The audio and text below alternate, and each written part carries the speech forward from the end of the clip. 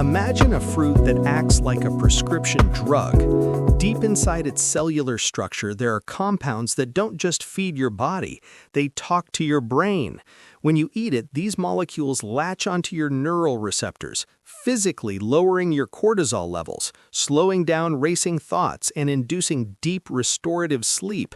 For 4,000 years, traditional healers called it the fruit of immortality. They didn't prescribe it for hunger. They prescribed it for stress, insomnia, and survival. But if you look for it in a grocery store, it's missing. This is the story of the Jujube, Ziziphus jujube, a fruit that pound for pound makes the apple look like candy. In a world of chronic anxiety, this might be one of the most useful trees you can plant. I'm Frank Miller, and this is Heritage Garden Wisdom, where we grow food that does more than just fill your stomach. Subscribe right now and hit that notification bell because the pharmaceutical industry doesn't want you knowing about plants that replicate their billion-dollar medications naturally. Share this video with someone struggling with sleep or anxiety issues. Comment below telling me if you've ever seen fresh jujubes in your local supermarket. The answer is almost certainly no, and that's not an accident. We are digging up the lost pharmacopoeia of the garden, and this fruit represents everything modern agriculture deliberately abandoned. To understand why this fruit is a superfood, we need to look at the specific mechanisms of action. First, let's talk about the immune system. You likely eat oranges or apples for vitamin C.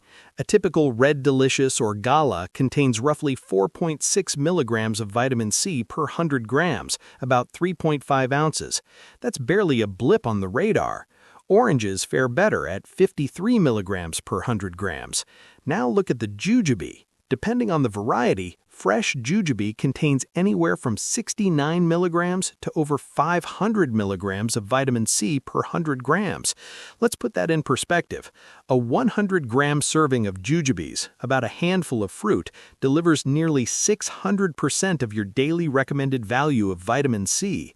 You would need to eat an entire crate of apples, roughly 20 to 30 of them, to match the antioxidant profile of that single handful of jujubes. In the middle of flu season, this fruit isn't a snack, it's a biological shield. But the jujube does something apples and oranges cannot do. The jujube contains two rare classes of compounds, jujubicide A, a triterpenoid saponin, and spinosyn, a flavonoid. When you consume these, they cross the blood-brain barrier and interact with GABA A receptors in your hippocampus. Here is exactly how that helps you. GABA is the brakes of the brain. It inhibits overexcitation. If that sounds familiar, it's because those are the same receptors targeted by anti-anxiety medications in sleep aids. Modern anti-anxiety medications, benzodiazepines, work by forcing these receptors open. Jujube compounds do this naturally and gently. They increase the chloride ion influx into nerve cells, which physically hyperpolarizes the neuron, making it harder for the neuron to fire a stress signal. Clinical studies have shown that jujube extract effectively prolongs sleep time and reduces sleep latency, the time it takes to fall asleep. Furthermore, the jujube is one of the rare plant sources of cyclic AMP. This is a signaling molecule that facilitates communication between cells. In traditional medicine, this was described for thousands of years as calming the spirit. In modern biology, we know it as regulating the central nervous system. In a high-stress world, this fruit is an edible off switch. This plant wasn't just a casual snack for the ancients, it was a pillar of civilization. In ancient China, the jujube was classified as one of the 5 grains, ranking alongside soybeans, wheat, broom corn, and millet. Think about that for a second. A fruit tree was considered as essential to survival as bread. Why? Because the jujube is a famine breaker. In the Yellow River Valley, the climate is unforgiving. When droughts turned the wheat fields to dust and the millet withered in the heat, the jujube trees kept producing. Their deep taproots found water where annual crops died. During the Han Dynasty, when the wheat harvest failed due to drought, the jujube trees were the failsafe. The fruit is dense and meaty, and it dries on the tree without rotting. Populations would harvest thousands of pounds of jujubes, dry them into red dates, and live off them for the winter. It wasn't limited to the East either. It traveled the Silk Road to Rome. It was called Sisyphus, and it spread across the Mediterranean. It was a respected crop in Italy and France for centuries, often dried and stored for winter, much like dates.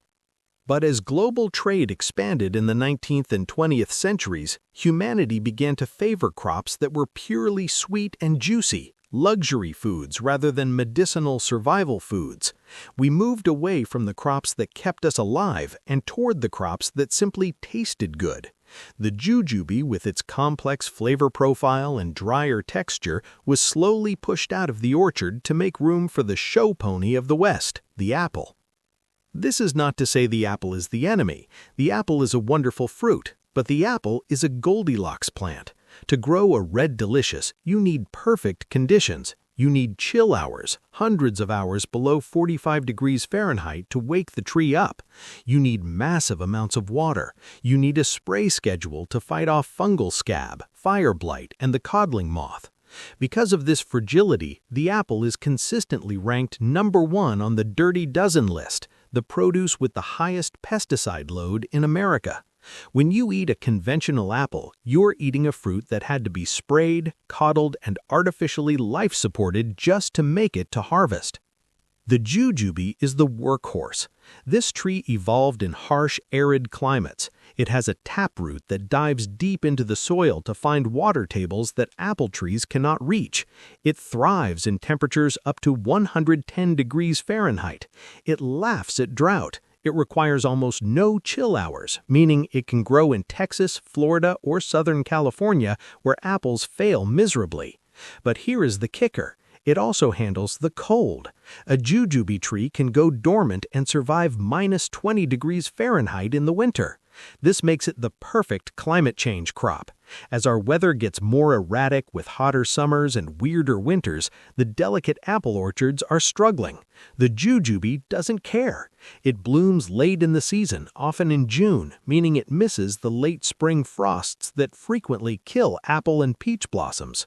While your apple tree is barren because of a freak freeze in April, the jujube waits, blooms late, and gives you a harvest anyway. In North America, the jujube has almost no natural pests. You do not need to spray a jujube tree. You do not need to baby it. It is the ultimate anti-fragile crop. So, if the jujube is so superior, if it's a superfood that cures insomnia and grows in a desert, why is it not at Walmart? Why is it not in your lunchbox? The answer lies in human vanity and a fundamental misunderstanding of freshness. We have been conditioned by marketing to believe that a good fruit is a shiny, tight-skinned sphere that bursts with juice when you bite it. The jujube defies this aesthetic.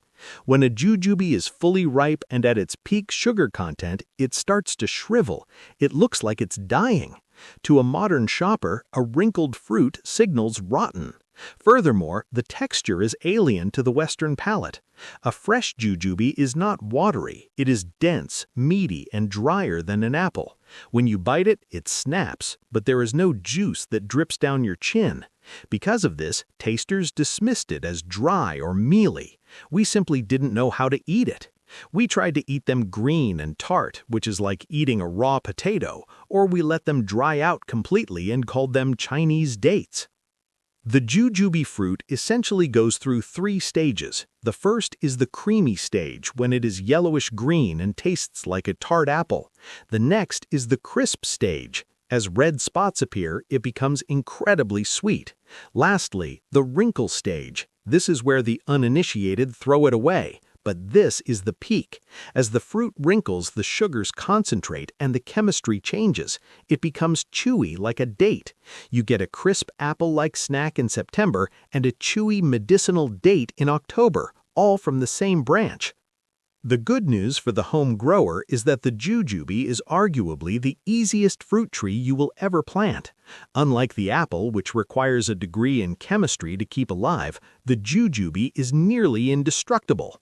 It is not advisable to plant a jujube from seed. Jujubes do not grow true to seed. If you plant a seed from a sweet fruit, you will likely get a wild sour jujube, Ziziphus spinosa. It will be incredibly thorny, the fruit will be the size of a pea. You need a grafted tree.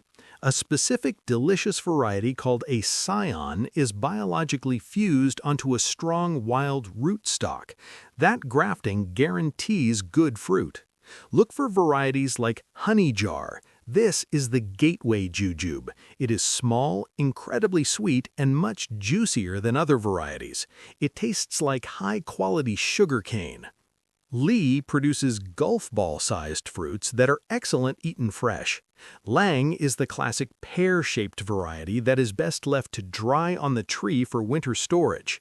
These trees are hardy from zone 5 to zone 10. They can take sub-zero freezes and blistering desert heat in the same year. They are self-fertile, but they produce much more fruit if you plant two different varieties near each other.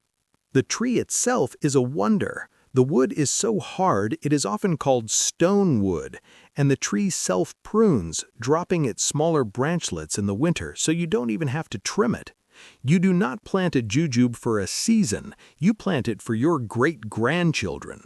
There are jujube trees in Asia that are over 1,000 years old and still producing fruit. This is generational wealth growing in your backyard. The story of the jujube is the story of modern agriculture in a nutshell.